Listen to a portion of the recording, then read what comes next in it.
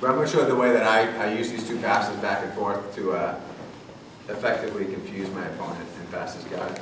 So, initially, what I want to do, especially with the guy that I know wants to dig out an X guard and play a deep half guard, I need to make sure that I secure this position first. So the easiest way for me to secure it is coming straight down here and locking this position down. And I'll generally, it's hard to get a real good shoulder pressure here from the half guard because he can work to extend me, especially a long guy like Chuck, he can work to extend my legs.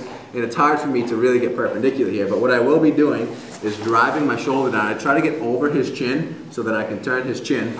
And I'll generally turn in and just start working. I'm going to be a little bit nicer to Chuck here, but I'm working right here. Now, what like a lot of people want to do with this pass is they work this pass and try to bring the leg up into this side. It becomes difficult to do. What I never want to do is allow this to get under. This was, I think, the issue, or you're having the issue the other way. The right arm is coming a little bit too high when I'm passing it by. Yeah.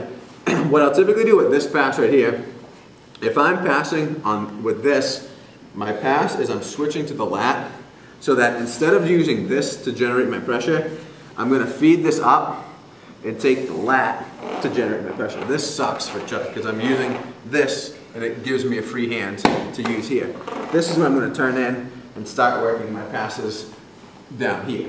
And I'm going to be keeping the shoulder pressure as I work to open them up. And when I'm ready here, the pass is actually happening to the inside of his leg, this way. I'm actually not going to go to the knee inside pass here because what I'm actually doing, this pass works because of the shoulder pressure here.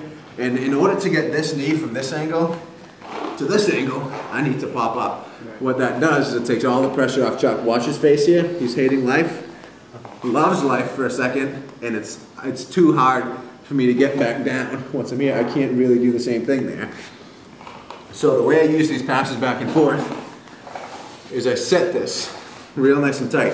If I'm working this pass, I find he's real hard to deal with here. All I'm doing here is from this position, bring the leg up, switch the head, and go into this pass here. If I'm having a lot of trouble with this, I'll switch the head back, hip down, back to the lat, start working this side again. So with the first one, you're never like locking down? No, with the head inside pass, the cut pass, I'm not locking down. If I'm switching to this, I'm feeding this nice and high here, getting my head to the inside, and I'm not locking down. Here, my pressure comes from trapping this. We were just talking about this where if this elbow comes down, he's getting in front of my face. If he can bring the elbow down. As long as I can work his elbow up, he can't come and block my face. Because this is what's going to typically stop this pass. Other than we're going to talk about some of this leg work that's stopping the pass. But this is going to put like a kink in my pass where I have to really get down and work that arm in. I won't even have to deal with this issue if I drive this arm high, keep that elbow high. Now if he tries to get inside there, I'm really blocking that arm from doing that as I drive, and I can start working up for this pass here. What's your right arm doing in the midst of, after you get his outside elbow, his outside arm high? So you're talking from here? I switch in. With the cut pass. As the elbow is going high, the cut pass, I'm initially adjusting the leg. I'm not so much worried about this because my leg is so far back in here that I can't worry about this yet. I'm worried about getting my leg in. So what I'm going to do is my arm is shooting down, and as I tripod up, I'm just blocking here. Once my knee is high enough up that I've beaten his leg, see how right now I've beaten him to the inside? My knee can do the job that my arm is doing. So I'm replacing the job of my arm with my knee. Now he's still working that hip.